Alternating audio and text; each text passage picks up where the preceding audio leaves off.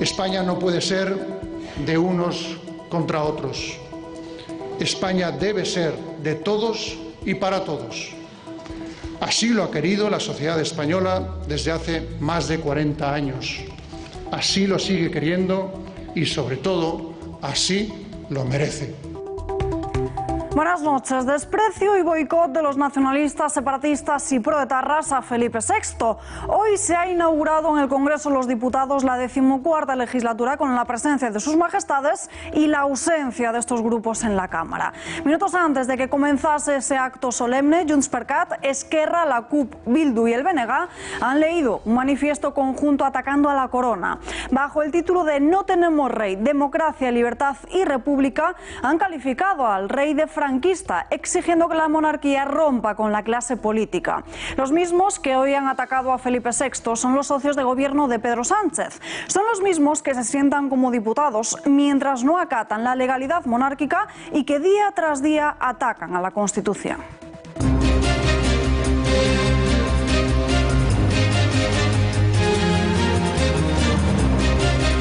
Aterrizaje forzoso pero con éxito del avión de Air Canada, Aeropuerto Madrid-Barajas. Alberto Soto.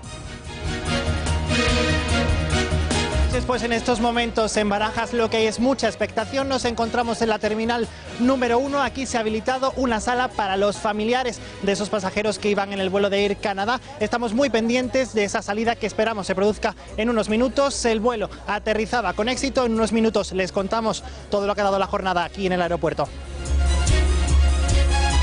Los españoles repatriados de Wuhan continúan cuarentena en el hospital madrileño Gómez Ulla, de momento sin presentar ningún síntoma. En el epicentro del brote, en China, ya ha comenzado a funcionar el hospital, que ha sido construido en apenas 10 días. La cifra de fallecidos por este coronavirus es de 361 personas.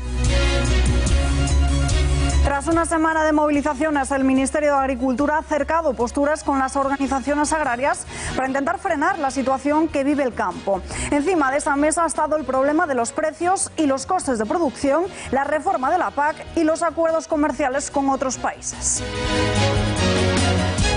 Buenos datos de turismo en España. El Instituto Nacional de Estadística ha confirmado que este sector batió en 2019 un nuevo récord en llegadas y gasto de turistas extranjeros. Fueron 83.700.000 personas las que escogieron como destino nuestro país el pasado año. Reino Unido fue el principal emisor de turistas a España, con 18 millones de personas. Le siguen Alemania y Francia. El Estado Islámico ha reivindicado el ataque terrorista de Londres, un incidente que dejó 3 personas heridas. Un hombre ya identificado por la policía intentó matarlas con un cuchillo de grandes dimensiones. Hacía menos de una semana que el atacante de 20 años había salido de la cárcel tras haber cumplido la mitad de su condena de 3 años por delitos de terrorismo.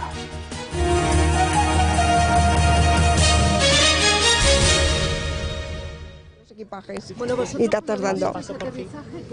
¿Un alivio, no? Un alivio tremendo, sí, porque es, no sé, la responsabilidad de cuando tienes un compañero y, no sé, todo, se mezcla todo ahí un poco, ¿sabes? Pero bueno, al final no ha sido nada. He hablado con alguien de aquí de tierra y por lo visto el aeropuerto se ha parado, se ha colapsado todo, han desviado vuelos, o sea que ha sido un despliegue increíble. Hay que darle gracias a todos, que aunque no ha pasado nada, si hubiera pasado estaba todo bajo control. Es la sensación. Julia Muñoz, ¿vale? Pues venga, ya os dejo, Venga, hasta luego. Julia.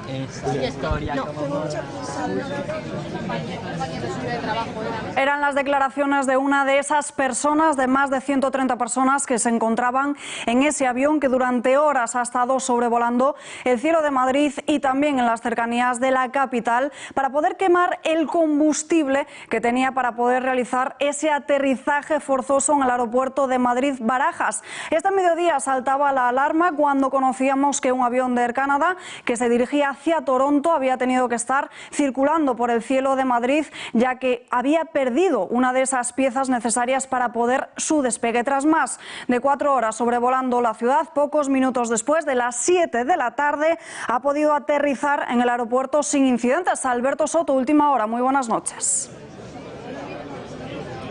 Sí, sobre las 7:07 tomaba tierra ese avión. Había un amplio dispositivo aquí en Barajas para ese aterrizaje. Los servicios de emergencia estaban preparados y ahora acabamos de escuchar, pues eso, una de las familiares que nos confirmaba que han podido bajar del avión, que están todos bien y que apenas en unos minutos ya saldrán por esa terminal número 1 de esa sala que había habilitado. El problema parecía en el momento del despegue. Ese avión veía cómo se rompía una de las ruedas de ese tren de aterrizaje. Tienen 10 en concreto, pues ha aterrizado con 8 ruedas. En estos momentos vamos a seguir muy pendientes porque siguen saliendo familiares aquí en la terminal 1, pero si les parece vamos a escuchar el mensaje que les daba el piloto de ese avión a todos los pasajeros, avisándoles de que iban a tener que estar varias horas sobrevolando el cielo de Madrid para agotar ese combustible y realizar un aterrizaje seguro dentro de la emergencia.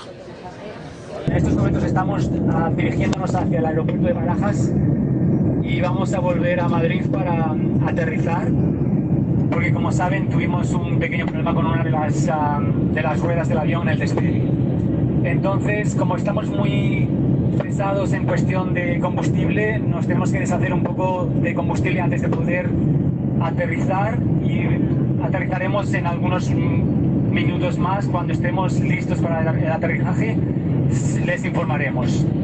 Les damos las gracias por su cooperación y su paciencia y les pedimos mucha calma y también mucha paciencia. Gracias. Despegaba ese avión de Madrid sobre las 2:30 de la tarde y el destino final de ese viaje, que no se ha podido conseguir, era la ciudad de Toronto. Mientras tanto, desde aquí, desde Barajas, seguiremos muy pendientes de lo que ocurra en los próximos minutos.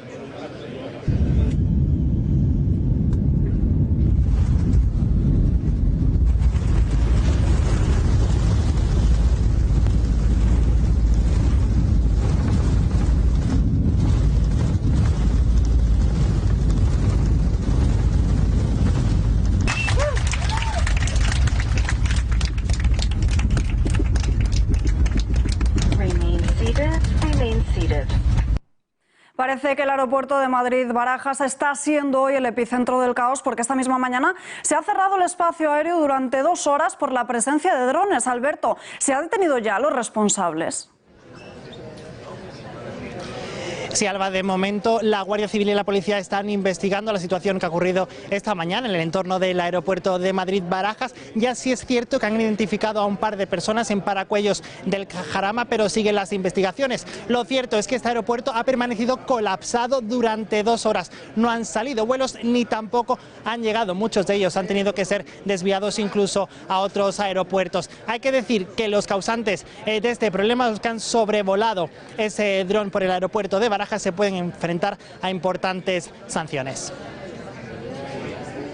Gracias, Alberto. Cualquier última hora nos pides pasos. Y hablamos ya con Jerónimo Vicente, instructor de vuelo de Adventia, que se encuentra al otro lado de la línea telefónica. Muy buenas noches.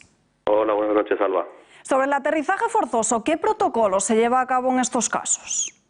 Bueno, pues en estos casos, AENA, que es la compañía gestora en estos casos, establece el protocolo de emergencia, el cual conocen pues desde los bomberos hasta los servicios médicos. En el momento que el avión declara emergencia, estos protocolos se activan y se preparan todos pues para realizar esa toma de emergencia, que en un momento dado puede llegar a, en el caso de que haya algún colapso del tren, pues sí haber una evacuación y demás procedimientos. ¿Por qué en vez de acudir a Toronto ha decidido realizar el aterrizaje de emergencia aquí en Madrid? Hombre, habrá que conocer exactamente los motivos de la emergencia, pero quiero entender, por lo que se ha comentado, que el avión continuaría con el tren abajo, y además tenía un motor dañado. Todo eso hace muy complicado hacer un viaje de esas características, con lo cual lo más habitual es quedarte en lo que se denomina tu alternativo de despegue, es decir, en este caso el propio aeropuerto de Barajas. Ha estado durante unas horas quemando combustible porque se ha vaciado el depósito y no se ha tirado directamente. Bueno, pues por lo que sabemos es un 763 serie 300 que tiene cerca de 30 años y en muchos de esos sistemas, en muchas de esas aeronaves, la posibilidad de lanzar combustible no existe. Entonces, la única manera de conseguir ese peso máximo al aterrizaje, de estar por debajo de ese peso máximo al aterrizaje, es gastando combustible y en este caso, pues volando durante casi 3 o 4 horas que ha estado. Sobre la otra polémica del día de hoy, sobre el cierre del espacio aéreo por la presencia de drones, ¿cualquier ciudadano puede tener uno? En principio, hoy en día la mayoría de los grandes almacenes o incluso por Internet nos permiten adquirir sistemas de hasta 4, 5, 6 kilos, incluso superiores, y cualquier ciudadano sí puede tener acceso a ellos sin ningún tipo de problema. ¿El ciudadano autorizado para volar un dron necesita avisar de que va a proceder a su uso? Pues depende del tipo de vuelo que se vaya a realizar. Estos drones que podemos adquirir a través de estos medios de compra los podemos volar de dos maneras, o bien de manera recreativa o bien de una manera autorizada, es decir, siguiendo unos protocolos que establece la Agencia Estatal de Seguridad Aérea. En principio no necesitamos ningún tipo de autorización para hacer este tipo de vuelos, a no ser que vayamos a hacer unos vuelos muy particulares, como serían, en este caso, volar en espacio aéreo controlado o volar de noche o alguna operación semejante. En el caso que hemos vivido hoy, ¿cuál es la distancia mínima a la que puede un dron volar autorizado cerca de un aeropuerto? Pues por norma general para aeropuertos como Barajas no tendríamos que tener solamente en consideración el hecho de que sea un aeropuerto con aproximaciones instrumentales, lo cual nos haría volar como mínimo a una distancia de 8 kilómetros de él, sino además tenemos que tener en cuenta que es espacio aerocontrolado, con lo cual, sin autorización expresa de la Agencia Estatal de Seguridad Aérea y del proveedor de servicios de información ATS, el vuelo estaría prohibido en esa zona en particular. ¿A qué sanción se pueden enfrentar los responsables del incidente de hoy? Pues como comentaba antes, la sanción va a depender del tipo de vuelo que estemos haciendo. No es lo mismo realizar un vuelo recreativo que realizar un vuelo autorizado por la agencia o ser un operador autorizado. Nos podemos encontrar para vuelos recreativos, que quiero entender que es el que se ha realizado esta tarde, con sanciones que pueden ir desde los 1.000 euros hasta los 225.000. En caso de ser un operador autorizado, tal y como establece AESA, la multa puede ir a varios millones de euros. En agosto, el Consejo de Ministros acordó contratar un sistema de protección contra drones que amenacen edificios de altas instituciones del Estado. ¿En qué consiste exactamente? Bueno, pues los sistemas de protección ha sido como el antivirus, por decirlo de alguna manera, de lo que hemos tenido con el tema de los drones. Básicamente son sistemas que lo que tratan es de hacer una detección remota, identificar, tratar de hacer un seguimiento y una monitorización y en última instancia hacer una neutralización de estas aeronaves no tripuladas. Son sistemas con cierta complejidad y que a día de hoy su uso es posible en zonas muy acotadas como edificios públicos o edificios pertenecientes a instituciones del Estado. En zonas más amplias como Barajas, pues esto es bastante más complicado. Pues Jerónimo Vicente, muchísimas gracias por atender a nuestra llamada. Muy buenas noches. Ha sido un placer, Alba. Buenas noches. Y nosotros seguimos muy pendientes de esa última hora en el aeropuerto Madrid-Barajas. Allí se encuentra nuestro compañero Soto. Estaremos muy pendientes de esa salida de pasajeros y también de sus familiares.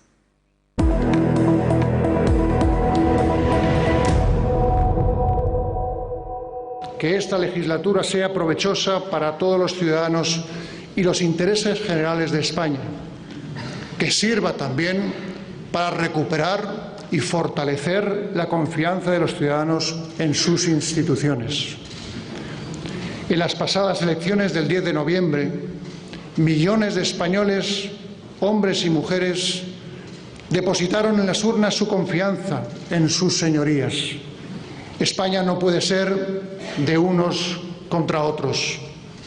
España debe ser de todos y para todos. Así lo ha querido la sociedad española desde hace más de 40 años. Así lo sigue queriendo y, sobre todo, así lo merece.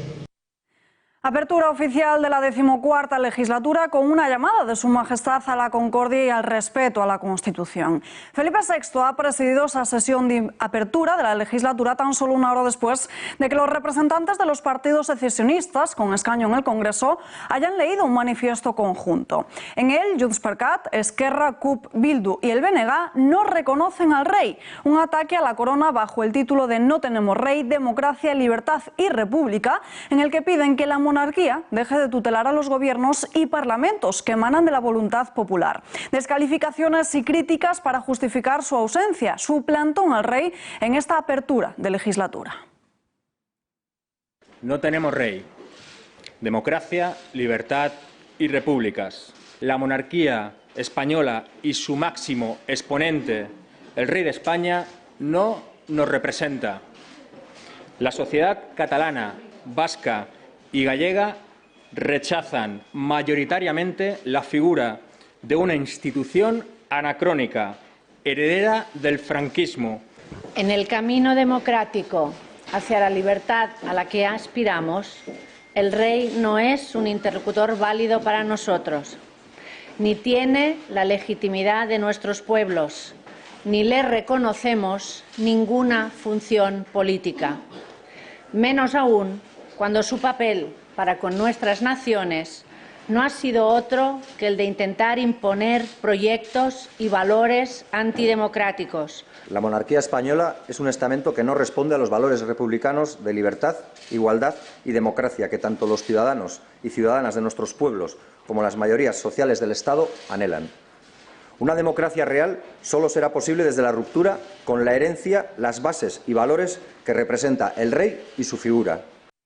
Boicot de los socios de gobierno de Pedro Sánchez a su majestad. Los partidos soberanistas han exigido a la clase política que rompa con la monarquía. Tras el acto en la Cámara Baja, el Partido Popular ha lamentado esa declaración conjunta de los nacionalistas. Pablo Casado ha pedido al gobierno y al propio presidente Sánchez que tome nota de cara a sus conversaciones con los independentistas.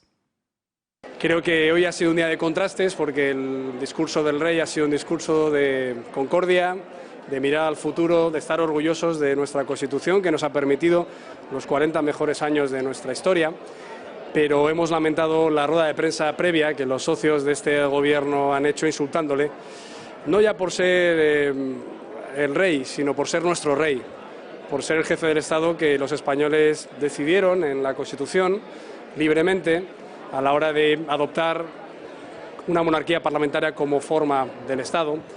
Y creo que entonces hay que mantener ese respeto a la jefatura del Estado, a la Casa Real, y yo estoy convencido y espero que el Gobierno, dentro de sus matices y sus distintas posiciones internas, lo logre en los próximos meses y durante esta legislatura. Desde Vox también se han reafirmado en su lealtad al rey. Ya antes de entrar, Santiago Abascal reaccionaba a las críticas de los nacionalistas. Cree que la protesta de esos grupos es una muestra de la deriva proetarra de la política y a su juicio no deberían tener cabida en la Cámara Baja. En este mismo tono, Abascal ha recordado la propuesta presentada por Vox al comienzo de esta legislatura para la ilegalización de estos grupos que atentan contra las instituciones españolas. Nos vemos en la obligación de reiterar nuestra lealtad al pueblo español, nuestra lealtad al rey y nuestra lealtad al régimen constitucional. Acabamos de ver cómo los sediciosos y los proetarras, los enemigos conjurados del régimen constitucional, de Su Majestad el Rey y de la nación española, nos han hecho recordar hoy en esta Cámara los tristes acontecimientos del año 1981 con el boicot al rey de España en las Juntas Generales de Vizcaya, que asistimos a una progresiva batasunización de la política española, en la que hemos tenido que asistir hoy en esta Cámara al hecho de que los capos de este Gobierno, aquellos de los que depende de una manera directa o indirecta, se hayan atrevido a venir hoy aquí a atacar a Su Majestad el Rey, a decirnos que no esté el rey, cuando quienes no deben estar son precisamente ellos. Inés Arrimadas también se ha pronunciado contra ese desprecio a Felipe VI. La portavoz de Ciudadanos estima que sus partidos políticos son los mismos que marcan los pasos del Ejecutivo a Pedro Sánchez. En este sentido, Arrimadas ha dibujado la línea que deberían seguir ante esos ataques los constitucionalistas. Mirando hacia esas elecciones catalanas, vascas y gallegas, hace guiños al PP para acudir bajo las mismas siglas. Que esos partidos que desprecian al jefe del Estado son partidos nacionalistas de 3 territorios que en este año va a haber elecciones en ellos, como son Galicia, País Vasco y Cataluña. Por eso yo propongo que dejemos al lado nuestras diferencias y que hagamos acuerdos transversales, constitucionalistas, desde el centro hacia los lados, incluyendo también, por supuesto, la parte socialdemócrata constitucionalista que existe, para poder sacar el máximo provecho de los votos constitucionalistas. Podría haber sido una legislatura de acuerdos y de consensos entre constitucionalistas, pero será una legislatura marcada, insisto, por aquellos que quieren cambiar de régimen o por aquellos que quieren cambiar de país. Diputados de Unidas Podemos han mantenido su desplante al rey y no le aplauden en el Congreso. Sí lo ha hecho la bancada de los ministros morados. No obstante, su portavoz parlamentario, Pablo Echenique, ha defendido el discurso de Su Majestad. Se define a sí mismo como republicano, pero desde ese punto de vista considera que lo pronunciado hoy por el rey es valiente, aunque ha echado en falta ciertos toques sociales. He de admitir que ha sido un discurso valiente, distinto a otro tipo de discursos que hemos escuchado en boca del jefe del Estado con anterioridad. Es verdad que han faltado referencias a grandes retos que tenemos en nuestro país, como el mercado laboral, como la lucha contra la desigualdad entre hombres y mujeres o como la lucha contra el cambio climático, pero también es verdad que el jefe del Estado ha hablado claramente de diálogo, ha hablado claramente de convivencia, de una apuesta por los acuerdos y por la palabra que a buen seguro no habrá gustado a las bancadas de la derecha y la extrema derecha. Arranca la legislatura después de ese acto solemne en el Congreso de los Diputados. Una mañana llena de muchos momentos curiosos, desde el plantón de los separatistas hasta el rifirrafe por los asientos. Pero sin duda hay una imagen que ha destacado sobre el resto en la Cámara Baja. Pablo Iglesias sumándose a ese aplauso a Su Majestad. Día de inauguración, llegan los reyes Felipe y Leticia junto a sus hijas, la princesa Leonor y la infanta Sofía. Suena el himno de España. Hoy se abre la 14ª legislatura en el Congreso de los Diputados. Mientras tanto, en el interior, los diputados de Vox que han entrado de los primeros al hemiciclo se han sentado en los escaños del PSOE. Tras ello, varios miembros del partido de Pedro Sánchez se han colocado así, como ven, de pie delante de sus escaños para reivindicar su sitio y dando la espalda irrespetuosamente a los parlamentarios de Vox. Los de Abascal se han defendido con un comunicado diciendo que los escaños no están asignados y que los suyos estaban ocupados por diputados populares. Y tras la anécdota entra la familia real al hemiciclo, donde hemos visto una imagen bien distinta a la de 2016. Miren, han aplaudido todos los miembros del gobierno sin excepción. También Pablo Iglesias, que miren qué cambio en su actitud. Algo así le ha pasado también a Alberto Garzón, ministro de Consumo, que se ha considerado siempre abiertamente republicano. Pues ha tenido que tragarse sus ideas, ya lo ven cómo aplaude, con pocas ganas, pero lo hace como Irene Montero. Turno de que la presidenta del Congreso inaugure la legislatura. Asumiendo que escuchar exige reconocer al otro, desde lo que el presidente Manuel Marín llamaba un profundo sentido del límite respecto de nuestras propias posiciones. Escuchando más que hablando, como diría el presidente Bono, pues ya afirmó que escuchar es obligación, pero sobre todo escuchar a quien discrepa, y no solo por cortesía, sino porque el discrepante puede estar en lo cierto. Y tras ella y las palabras del rey, de nuevo ovación de más de 4 minutos por un abarrotado hemiciclo en el que de nuevo aplauden todos los diputados y senadores presentes, a excepción de PNV y Unidas Podemos, que han optado por levantarse pero no aplaudir, al igual que Compromís. Y tras el acto de apertura, algunos miembros de Unidas Podemos y PNV han seguido dando la nota, pues no han querido pasar por el besamanos a los reyes. Mientras los independentistas muestran su desaire y desprecio, así ha aparecido la placa que desde hace una semana recuerda a Gregorio Ordóñez junto al lugar en el que el concejal del Partido Popular de San Sebastián fue asesinado a manos de ETA hace 25 años, en el casco viejo de la ciudad. Unos proetarras han tapado con pintura la inscripción de la placa que lleva el nombre del edil y dirigente del Partido Popular Vasco y la fecha del atentado, el 23 de enero de 1995. Los servicios de limpieza del Ayuntamiento de la capital ya han limpiado y restablecido esa placa. Comienza la 14ª legislatura y lo hace con más sillones que nunca. El número de ministerios ha aumentado, también lo ha hecho el de vicepresidentes, de 1 a 4, y por ende también el de los asesores. Pero vamos a compararlo con el gobierno popular, con el de Mariano Rajoy, porque este sacó la tijera y se apretó el cinturón en cuanto a cargos. Durante el Ejecutivo Popular tan solo había 13 sedes ministeriales, casi duplican ahora. Pedro Sánchez cuenta exactamente con 22 ministerios. ¿Esto qué supone? Pues aquí lo van a ver, un 69,2% más. También hay muchos más asesores. En la época de Mariano Rajoy había exactamente 177. Ahora con Pedro Sánchez la cifra asciende hasta los 242. Son 81 cargos más con el gobierno de Sánchez e Iglesias respecto a la última etapa de Mariano Rajoy, un incremento de un 36,2%. Y seguimos viendo ahora el número de altos cargos porque también se ha disparado. Durante el Ejecutivo Popular había exactamente 201, ahora la cifra aumenta con 81 más. Aquí lo vemos, con 282. Es decir, esto suma a un porcentaje de 40% más de altos cargos. Y seguimos hablando también de esta polémica y también de ese inicio de la legislatura con Carlos Rojas, diputado del Partido Popular por Granada. Señor Rojas, muy buenas noches. Buenas noches. Felipe VI ha inaugurado la legislatura con un discurso en el que ha reivindicado los valores de la Constitución y ensalzando a España como una gran nación. ¿Cómo valoran desde el Partido Popular estas palabras de su majestad? Muy positivamente, ha sido un gran discurso del rey. Nos sentimos muy orgullosos de nuestro rey, que una vez más en el Congreso ha encarnado los valores de la Constitución, los valores de esa cohesión entre todas las instituciones españolas, entre toda España, de la unidad de España y de esa historia común que nos une. Han sido 40 años de nuestra Constitución de éxito para nuestro país, 40 años donde los españoles nos hemos dado un gran abrazo para remar todos juntos hacia adelante y construir un futuro lleno de éxito.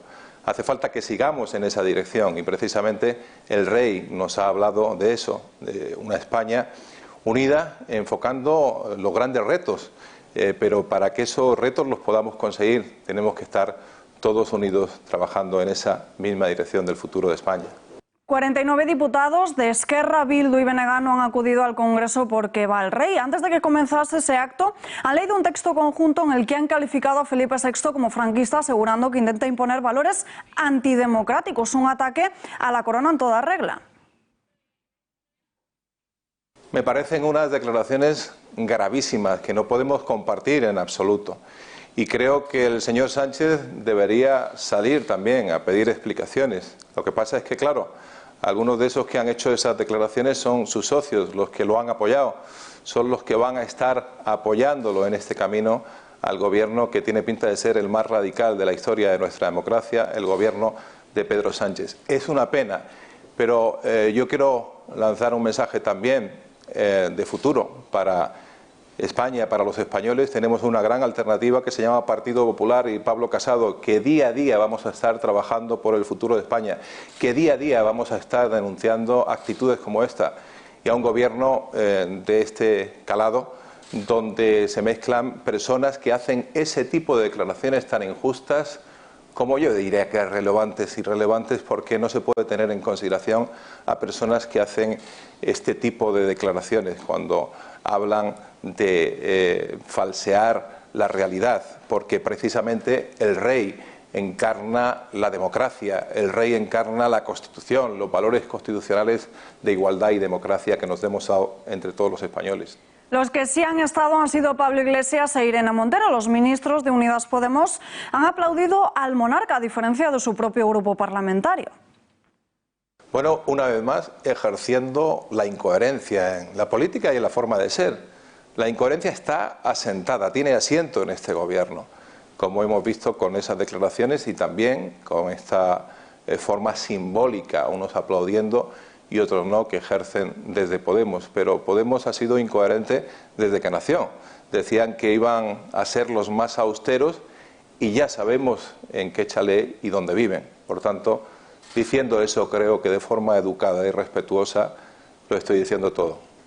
Pedro Sánchez ha aumentado el número de altos cargos. No contrasta con las medidas sociales y progresistas que tanto reclaman para luchar contra la pobreza y la corrupción. Pues la izquierda pide austeridad, pero luego no la ejerce. O sea, hablan de hacer cosas que luego no hacen. Hoy se ha invocado también en los discursos, también de la presidenta del Congreso, el valor de las palabras. Pero esto no importa nada para la izquierda ni para Pedro Sánchez, que es capaz de cogerse el Falcón para irse a un concierto o actividades privadas, ¿no? Esto es derroche y lo que estamos viviendo en este gobierno es mucho derroche. Se han triplicado el número de altos cargos que dependen de la presidencia del gobierno en Moncloa. Tenemos 4 vicepresidencias, 22 ministerios que prácticamente no cabían en la bancada azul del Congreso. Esto es derroche. Mientras tanto, hay comunidades autónomas que no reciben su financiación y que tienen que atender los gastos en bienestar social, en educación, en sanidad, que son los gastos capitales que hay que defender con uñas y dientes. Pero ¿esto realmente importa a Pedro Sánchez? No. La realidad es que los hechos mandan. Y los hechos de la izquierda es derroche absoluto cuando están en el gobierno a intentar colonizar las instituciones como si fueran de ellos, como si no pertenecieran al resto de los españoles y gastar dinero público sin que luego se sepa de dónde lo van a sacar. Carlos Rojas, gracias y muy buenas noches. Muchas gracias a ustedes, buenas noches. Y dejamos el tema político aparcado por unos minutos. Vamos en directo hasta el aeropuerto de Madrid-Barajas. Alberto Soto, buenas noches de nuevo. Buenas noches, Alba. Pues en estos momentos en la T1 de Barajas ya está empezando a haber movimiento. Están saliendo los familiares, lo podéis ver a mis espaldas, de esos pasajeros que viajaban a bordo de este vuelo. Hemos escuchado también como nos decían que se encontraban bien. Ha salido el SAMUR social y también hemos podido ver alguna azafata y entendemos que un comandante por la uniformidad que llevaban. A las puertas de esta T1 está esperando un autobús, entendemos que para trasladar a esos pasajeros y a los familiares que aguardan tan solo a mis espaldas.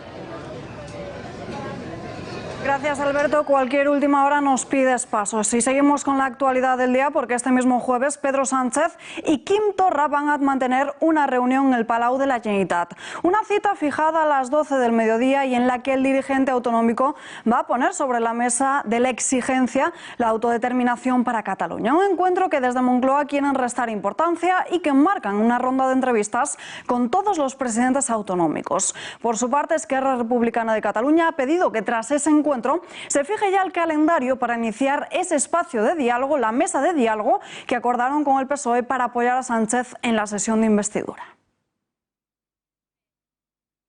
Un encuentro que se va a producir poco más de 10 días desde que Torra anunciase su intención de convocar elecciones. Unos comicios que podrían dejar el Parlamento dividido con los republicanos, superando a Junts per Cat. Así se desprende del sondeo publicado hoy mismo de NCR Report para La Razón.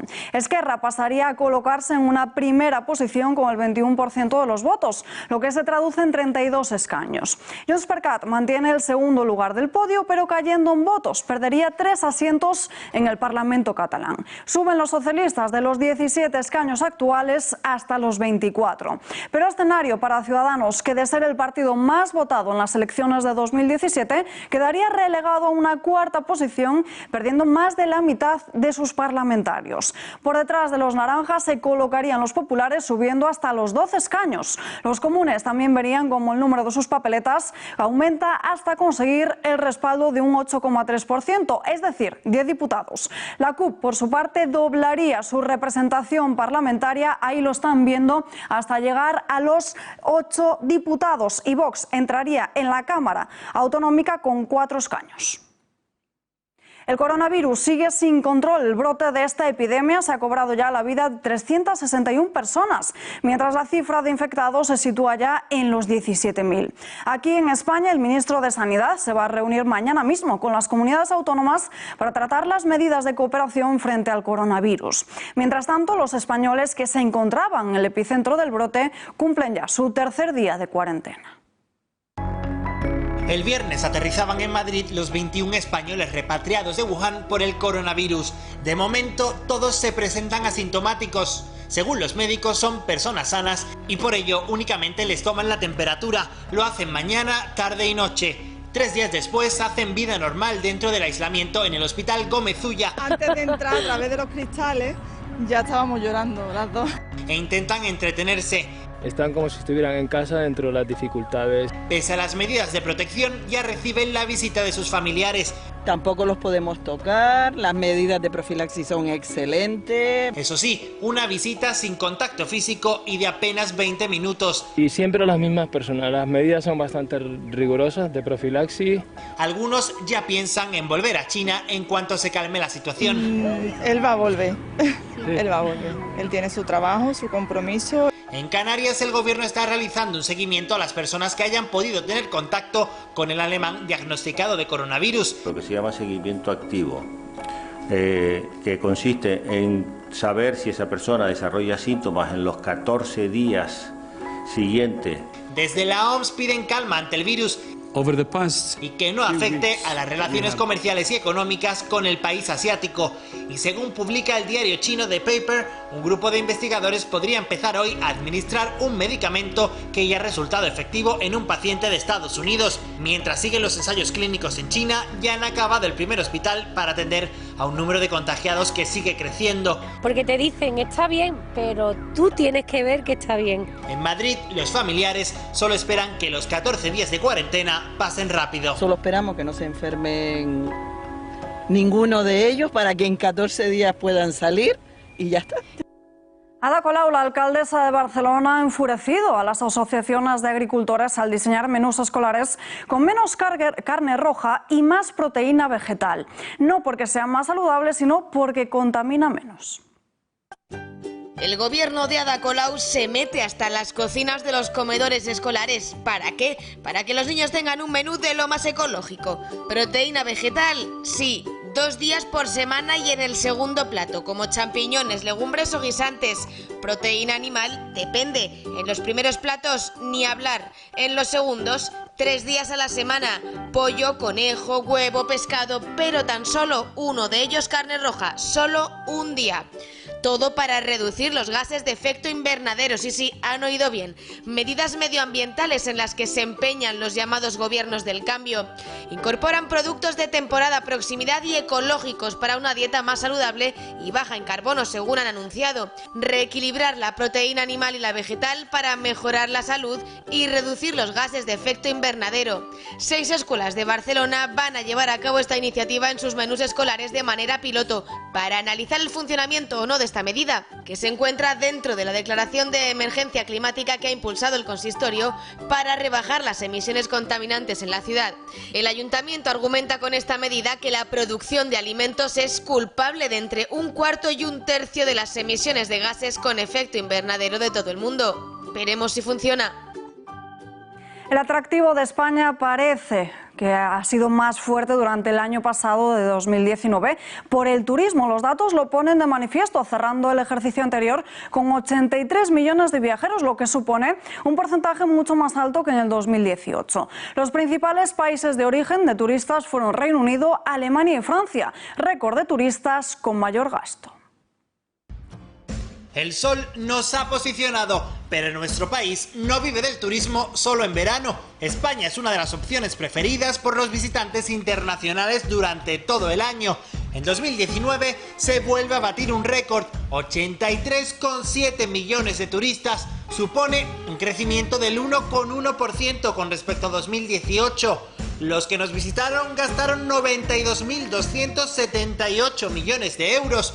Un 2,8% más que en 2018. De media, unos 1.102 euros y estuvieron alojados en nuestro país alrededor de 7 días. Son datos de la encuesta Frontur del INE, unas cifras que manifiestan el dinamismo del sector turístico durante todo el año, con un repunte en los meses de verano. Los principales mercados emisores han sido Reino Unido con 18 millones, cayendo un 2,4%, seguido de Alemania y Francia con 11,1 millones, aunque también reducían esos datos. Cataluña se posicionó como la principal comunidad de destino por delante de Baleares y Canarias, pero las que más crecieron fueron Andalucía con un 3,4%, la Comunidad Valenciana y la Comunidad de Madrid. Y se espera también un 2020 similar en datos positivos. Tenemos un sector turístico fuerte y consolidado, capaz de afrontar cualquier eventualidad. con un objetivo claro: mantener a nuestro país como líder turístico mundial, como el más competitivo del mundo. De momento, España sigue siendo uno de los destinos favoritos. ACS conectó con éxito los 1.550 megavatios que se adjudicó en la subasta lanzada por el Gobierno en el año 2017. Lo hizo a través de su filial Cobra, que ha conectado a tiempo esos megavatios fotovoltaicos de potencia instalada que se adjudicó en julio de hace 3 años, lo que supone un 31% del total licitado por el Gobierno. ACS ha conectado potencia renovable por casi el doble que ha hecho Endesa o Naturgy. Otras 16 instalaciones fotovoltaicas que suman 850 megavatios se encuentran en Aragón y 4 proyectos más en Alcázar de San Juan, en Castilla-La Mancha. En la construcción de las instalaciones, ACS ha invertido cerca de 1.100 millones de euros. La filial de ACS ha demostrado una gran experiencia en desarrollo de energía renovable, la confiabilidad de sus operaciones y su liderazgo mundial en rentabilidad, creación de valor para el accionista y cumplimiento de compromisos. Cita del Gobierno con los agricultores. Esta misma tarde el ministro de Agricultura, Luis Planas, se ha reunido con diferentes organizaciones agrarias como ASAG, COAG y UPA después de una semana de movilizaciones en diferentes puntos de España por la crisis que vive el campo. Las principales cuestiones que han estado encima de la mesa han sido la reforma de la política agraria común, la PAC europea del 2021 al 2027, los precios en el sector agroalimentario, los acuerdos comerciales con países terceros y también el aumento del salario mínimo interprofesional. Hablamos ya de ese encuentro con Miguel Blanco, secretario general de COAG. Señor Blanco, muy buenas noches. Buenas noches. Hoy se ha producido esa mesa de diálogo agrario presidido por el ministro Planas. ¿Qué soluciones les han ofrecido desde el Gobierno? A ver, nos han ofrecido buena voluntad, nos han ofrecido un compromiso de sacar adelante una ley. De momento se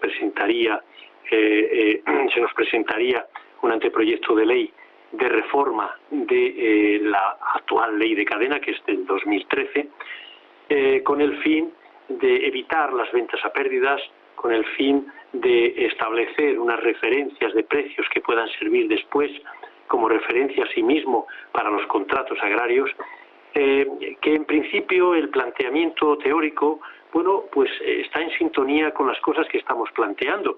Pero claro, una cosa es eso y otra cosa que lo veamos concretado para saber el alcance que realmente tiene este compromiso. Porque, bueno, hay que pelear en otros ministerios, hay que pelear con las administraciones de competencia, tanto europeas como nacionales, y por lo tanto vamos a ver en qué queda. A nosotros nos parece que se pierde una oportunidad importante para sacar adelante temas también concretos. Este es estructural, puede ser importante o quedar en nada, pero sería bueno el que si nos hubiera planteado hoy algo concreto, ¿verdad?, de cara a los agricultores, como los seguros agrarios, que apenas va a subir una cantidad pequeña. Nosotros pedíamos un esfuerzo, y un esfuerzo importante en seguros agrarios que son clave para el mantenimiento de renta, hasta llegar a los niveles del 2007-2012, antes de la crisis, pero esto no es así.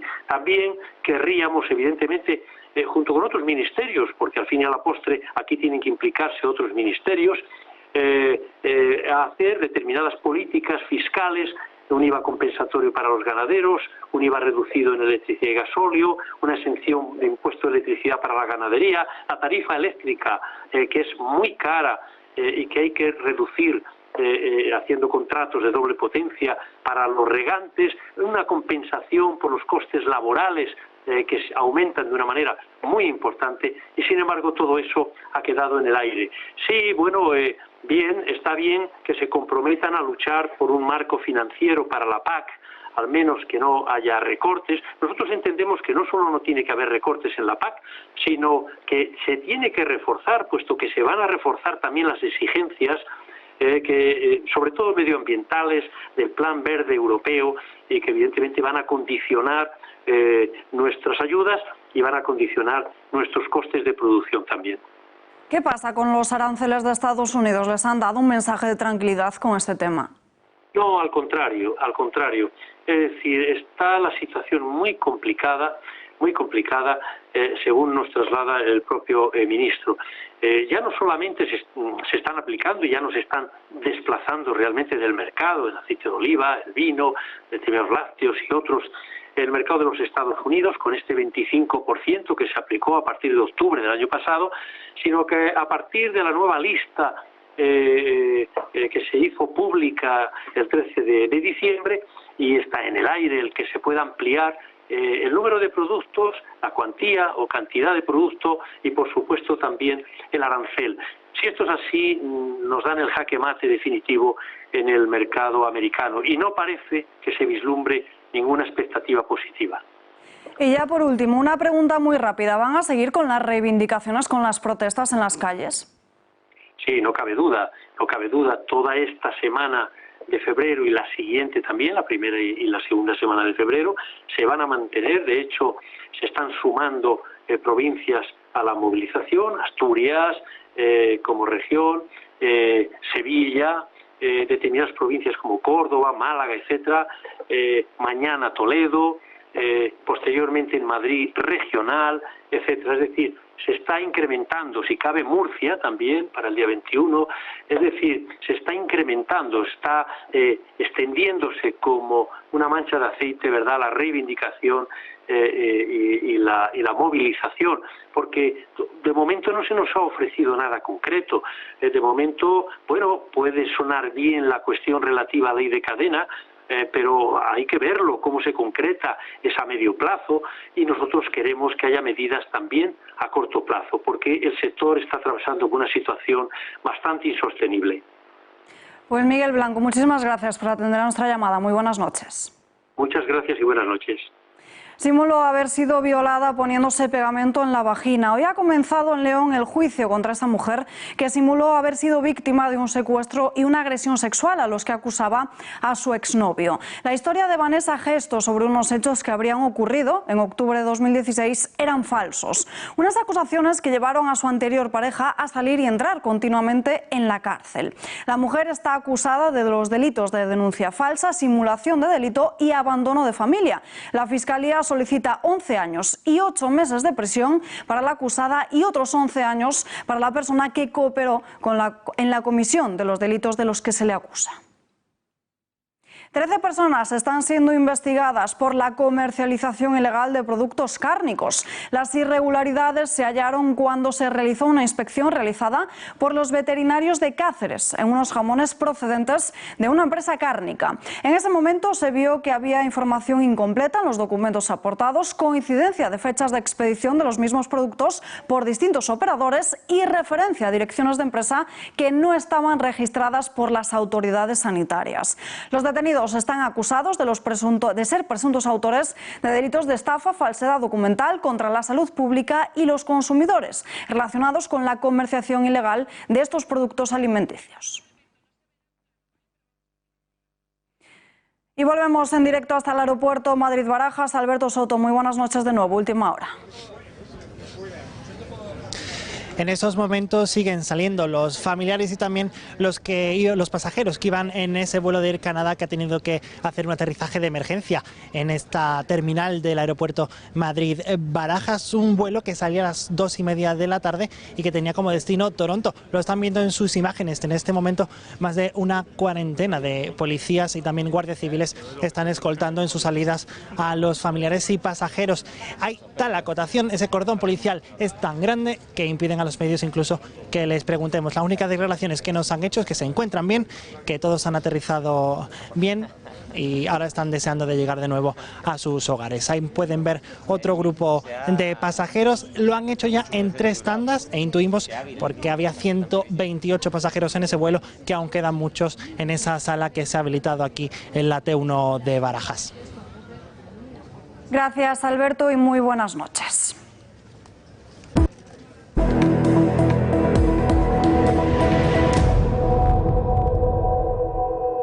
El Estado Estado Islámico ha reivindicado el ataque que dejó a 3 heridos en Londres. Hacía menos de una semana que el atacante de 20 años había salido de la cárcel tras haber cumplido la mitad de su condena de 3 años por delitos de terrorismo. Este hombre, identificado por la Policía Metropolitana de Londres, intentó matar a 3 personas con un cuchillo en un mercado del sur de la ciudad.